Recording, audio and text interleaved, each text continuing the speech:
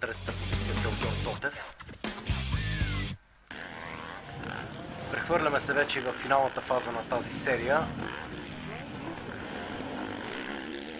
Хладнокръвно води Николай Куманов, навлиза в последната обиколка, ето вече маха на публиката, следван от Николай Йовчев, който е на повече от 5 секунди разстояние от него, и трети Теодор Тотев, който е на може би 10 секунди след Йовчев. Измори се Теодор Тотев, трудно му беше да се бори с лидерите в днешния ден. Ето Николай Куманов преминава през рулетката за последен път. Поздравява публиката. Заслужава той победата в това състезание.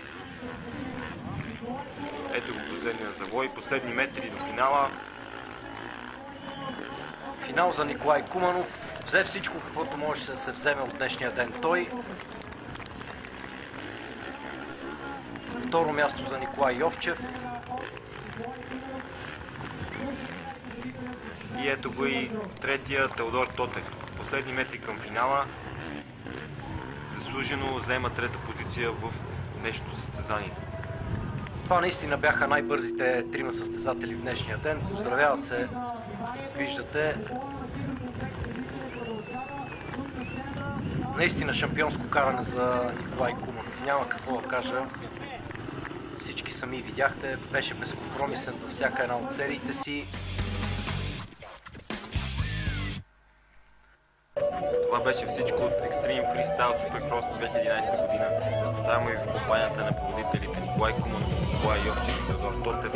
За вас коментираха Светослав Рангелов и Веселин Митев. Довиждане и ще се видим отново през 2012 година.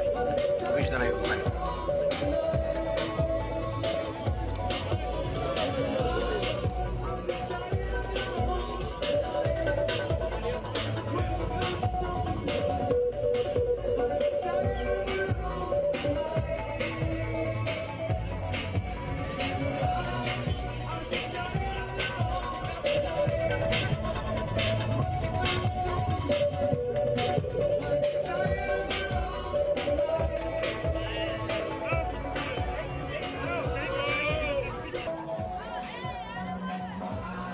Така, моля за вашето внимание, първата награда, която ще дадем днес, ще бъде наградата на публиката. Преди да раздадем наградите за състезанието по Суперкрос, наградата на публиката отива при Драган Благоев, номер 7. Драже, заповядай тук да си вземеш наградата. Наградата на публиката я печели Драже за самоотвержено каране.